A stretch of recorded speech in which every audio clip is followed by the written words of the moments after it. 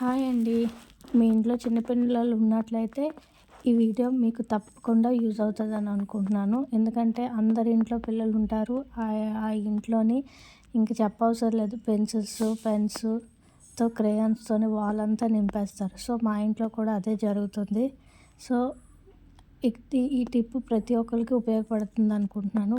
ఒక small బౌల్లోని vinegar, baking powder, అలాగే baking soda వేసి బాగా కలుపుకోవాలి. థిక్ పేస్ట్ లాగా చేసుకొని, అలాగే హ్యాండ్ వాష్ 2-3 డ్రాప్స్ వేసి ఇంకా బాగా కలిపి మన ఇంట్లో ఎక్కడైతే వాల్స్ మీద మార్క్స్ ఉన్నాయో అక్కడ అప్లై చేసి 2 మినిట్స్ వదిలేసాక ఈజీగా స్టెయిన్ మనం టైడ్ అవ్వకుండా ఈజీగా రిమూవ్ చేయొచ్చు.